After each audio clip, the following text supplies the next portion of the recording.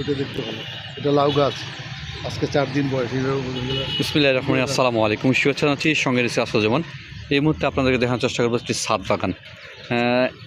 ছাদ বাগানে আপনারা যে কোনো সবজি চাষ করতে পারেন, সেটি আপনাদেরকে দেখানোর জন্য মূলত এই ভিডিও তৈরি করা। আমি একটি ছাদ বাগানে পরিদর্শনে আসছি। তিনি ছাদটাকে একটি পুরোপুরি কৃষির একটি আবাদের জমি করে তৈরি করছেন। আপনাদেরকে সেটি লক্ষ্য করছেন। আমি দেখানোর চেষ্টা করছি যে ছাদ বাগানে উনি ছাদের আপনাদের একটু দেখাই যে শুরুতে আপনাদের পেঁয়াজটা দেখাই। দেখতে পাচ্ছেন যে এটি পুরোপুরি একটা ছাদ। এটা ছাদের উপরে উনি একটা মাচা সিস্টেম করছে।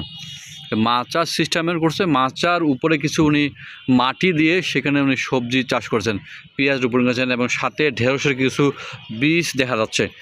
চাইলে আপনারা এই ধরনের প্রজেক্ট করতে পারেন। আরেকটা জিনিস আপনাদের দেখায়, সেটি হচ্ছে যে জিও ব্যাগগুলোতে আপনারা সবজি দেখেন। এখানে উনি মিষ্টি কুমড়া চারা রোপণ করেছেন। উনি দেখেন পাশেই আরেকটি বেড করছেন, সেই বেডে উনি টমেটো চাষ করছেন। দেখতে পাচ্ছেন যে উনি টমেটো চাষ করছেন।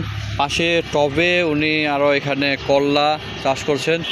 দেখতে পাচ্ছেন। আরেকটু আপনাদেরকে দেখায়, এই যে পুরোপুরি একটি মাচায় উনি একজন সবজি বাগান করে তৈরি করছেন। দেখতে পাচ্ছেন যে উনি কি পরিমাণ, যে ছাদ বাগানে কি পরিমাণ, যে এখানে টমেটো দেখেন, প্রচুর পরিমাণ টমেটো ধরছে এই গাছটিতে।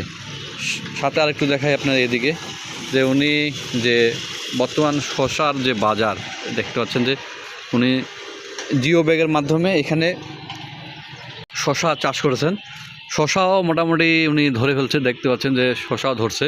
একটু বড় আকারের শসা আপনাদের দেখাই। দেখতে পাচ্ছেন যে মোটামুটি খুব সুন্দর একটি পরিপূর্ণ ছাদ বাগান হয়েছে। দেখতে পাচ্ছেন যে আরও প্রচুর পরিমাণ এখানে শসা ধরছে। চাইলে আপনারা এভাবে আপনাদের বাড়ির ছাদটাকে পরিপূর্ণ ছাদ বাগান রূপান্তরিত করতে পারেন। ধন্যবাদ। এ পর্যন্তই। নতুন আবার একটি ভিডিও নিয়ে হাজির হবো এই প্রত্যাশা রেখে শেষ করছি। ধন্যবাদ।